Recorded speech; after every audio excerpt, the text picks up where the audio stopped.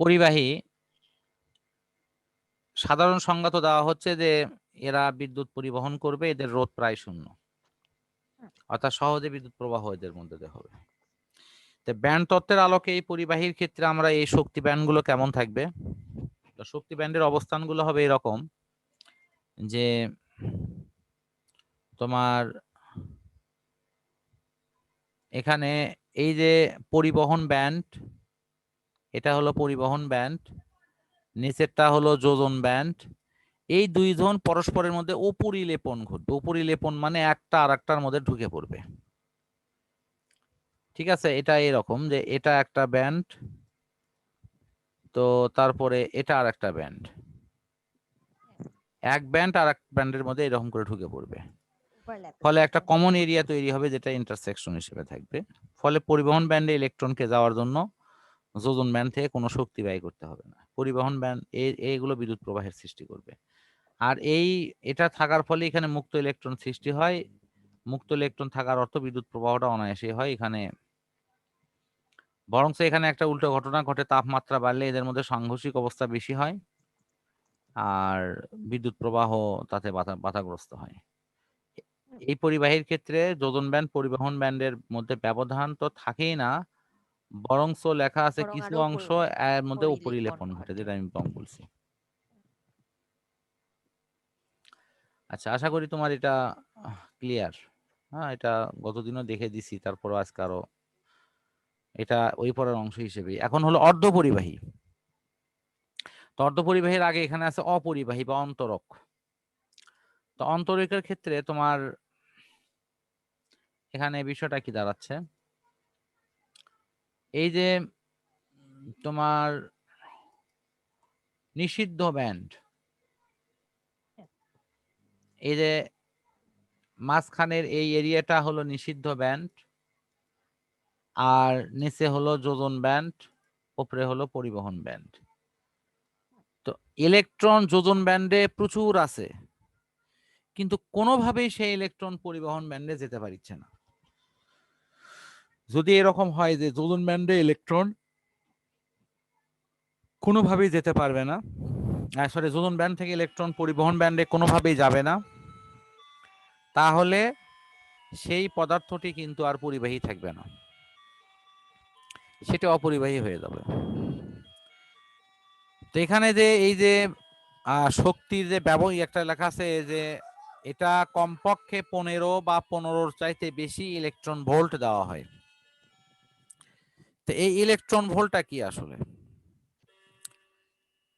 এই ইলেকট্রন ভোল্টের একটা তোমার পরিষ্কার ধারণা থাকা দরকার।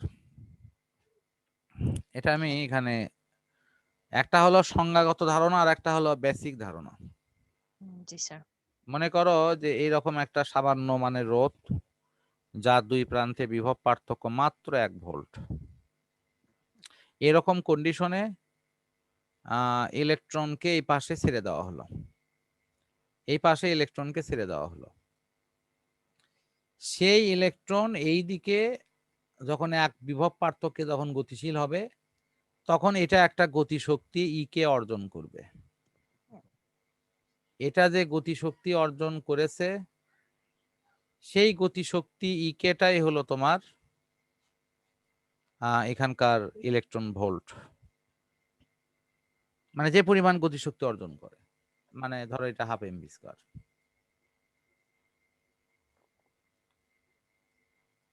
তো কি পরিমাণ গতিশক্তি সে অর্জন করলো?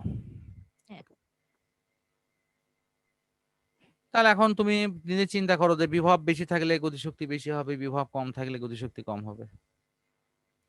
তাহলে এখানে ইলেকট্রন ভোল্টের অপশনটা দেওয়া হয়েছে যে একক বিভব পার্থক্যে এটি যে গতিশক্তি অর্জন করে সেটি হলো ইলেকট্রন ভোল্ট বা ইভি। তো আশা করি এটা ক্লিয়ার, বুঝতে পারছো ইলেকট্রন ভোল্ট বলতে আসলে কি বোঝায়। এখন এখানে যে লেখা আছে যে 15 ইলেকট্রন ভোল্ট বা তার চেয়ে বেশি, এটার অর্থ হচ্ছে যে এই যোজন ব্যান্ড থেকে ইলেকট্রন পরিবহন ব্যান্ডে যাইতে 15 ইলেকট্রন ভোল্ট বা তার চেয়ে বেশি শক্তির প্রয়োজন হয়, যেটি একটি কোনো পদার্থের বিভব পার্থক্য অথবা তাপমাত্রা অথবা অন্য কোনো শক্তি প্রয়োগ করে স্বাভাবিক প্রক্রিয়ায় ইলেকট্রনকে ওখানে নিয়ে যাওয়া যায় না। ঠিক আছে, এটা যাওয়া যায় না। এখানে লেখা আছে অবশ্য যে যদি যোজন ব্যান্ড আর পরিবহন ব্যান্ডের মধ্যে বিভব পার্থক্যটা তোমার এই যে 6 ইলেকট্রন ভোল্ট বা তার চেয়ে কম থাকে, তাহলেই তখন সেটা কিন্তু অর্ধপরিবাহী হবে। কিন্তু 6 ইলেকট্রন ভোল্ট বা তার চাইতে যখনই বেশি হয়ে যাবে, তখন সেটির মধ্যে এই ঘটনাটা ঘটবে যে যোজন ব্যান্ড থেকে ইলেকট্রনগুলো পরিবহন ব্যান্ডে সহজে যাবে না, এবং যাবে না বিধায় এটি তখন অন্তরক বা অপরিবাহী পদার্থ হিসেবে আচরণ করবে। এটি হলো এখানকার মূল কথা। তুমি যদি এখানকার বিষয়ে একটু মানে বেসিক আকারে দেখো, তাহলে এই বিষয়গুলো কিন্তু তুমি দেখতে পাবা যে সর্বহিস্ত স্তরে ইলেকট্রন সংখ্যা অর্ধেকের বেশি, অর্থাৎ 5, 6, 7 এগুলো থাকবে। তাদের আপেক্ষিক রোধের পরিমাণ কত হবে, সেই উপকরণগুলো দ্বারা কি কি পদার্থ তৈরি হয়েছে। আর যোজন ব্যান্ড যখন যোজন ব্যান্ড ইলেকট্রন দ্বারা পরিপূর্ণ থাকে, পরিবহন ব্যান্ড ফাঁকা থাকে। এছাড়া যোজন ব্যান্ডের পরিবহন ব্যান্ডের মাঝখানে যে শক্তির ব্যবধান সেটা এরকম হয়।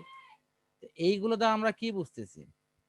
এগুলোতে আমরা বুঝতেছি যে সাধারণত ধাতুর ক্ষেত্রে ইলেকট্রন কিন্তু সর্ববহিঃস্থ স্তরে 1 থেকে 3টে থাকে, ভালো করে দেখো তুমি ধাতুতে। আর অধাতুর বেলায় কিন্তু 5 থেকে 7টা করে থাকে।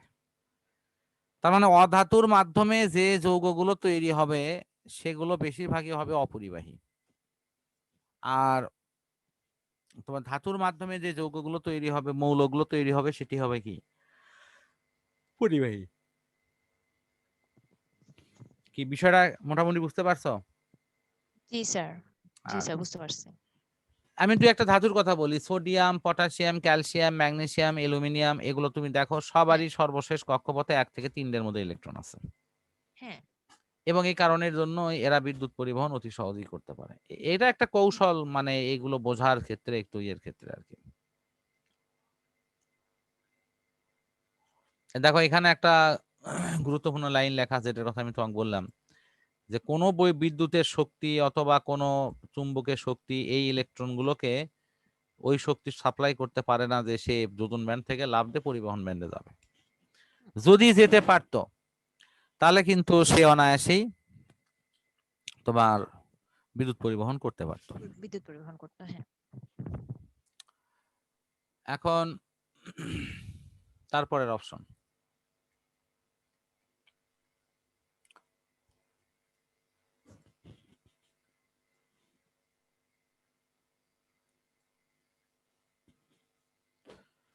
সেমিকন্ডাক্টর বা অর্ধপরিবাহী।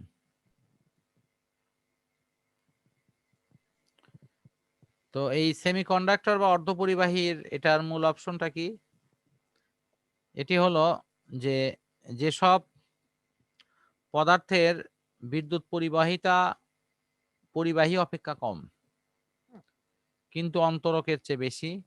বেশি। আরেকটা বৈশিষ্ট্য থাকবে যে তাপমাত্রা যখনই এদের বৃদ্ধি পাবে তখন এদের রোধটা কমে যেয়ে পরিবাহিতা বাড়বে, অর্থাৎ তখন এটি একটা বিদ্যুৎ পরিবাহীর যে বৈশিষ্ট্য তার ঠিক ভিন্ন অবস্থা হবে। সেটি যখন হয় তখন তাকে বলা হয় হলো অর্ধপরিবাহী। আর তারপরে বলা হয়েছে যে সুবিধাজনক কিছু অপদ্রব্য বা ডোপিং যাকে বলা হয়, এই অপদ্রব্যগুলো মিশালে তখন এই পরিবাহীর যে বিদ্যুৎ পরিবহন করার ক্ষমতা সেটির উল্লেখযোগ্য পরিবর্তন হবে। অর্থাৎ এটিকে যদি ভেজাল যুক্ত করা হয় তাহলে তার পরিবহন ক্ষমতার ব্যাপক পরিবর্তন আসবে। তাহলে আমার বৈশিষ্ট্যগুলো এক এক করে মিলাই। একটি হলো বিদ্যুৎ পরিবাহিতা পরিবাহী অপেক্ষা কম কিন্তু অন্তরক অপেক্ষা বেশি, এটা হলো ফার্স্ট বৈশিষ্ট্য।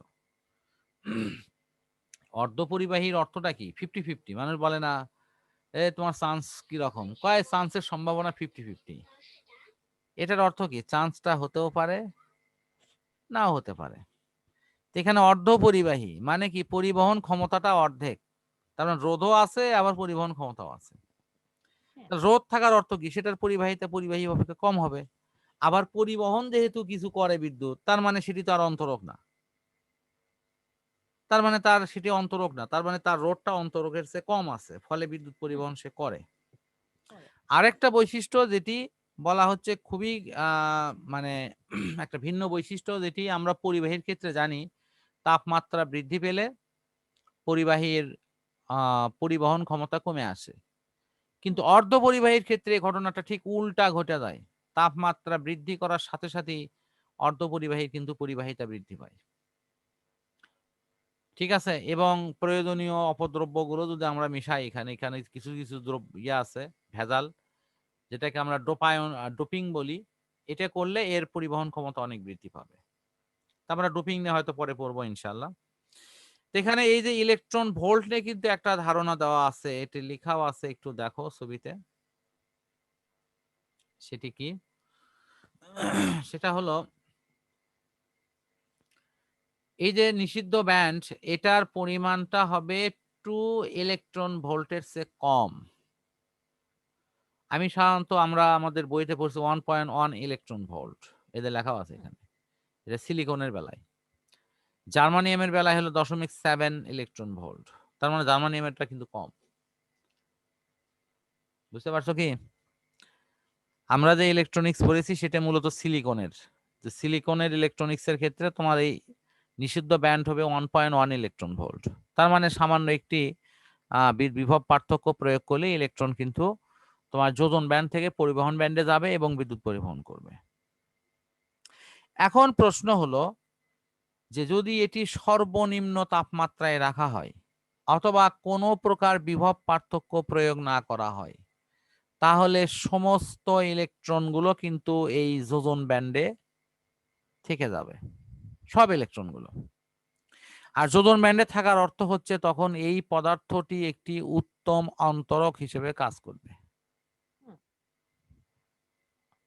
এই জন্য নিম্ন তাপমাত্রায় অর্ধপরিবাহী পদার্থগুলো একটি উত্তম অন্তরক পদার্থ ন্যায় আচরণ করে। এই কথাগুলো এখানে লেখা আছে, এই যে বক্সের মধ্যে তুলে দেখো আছে কি?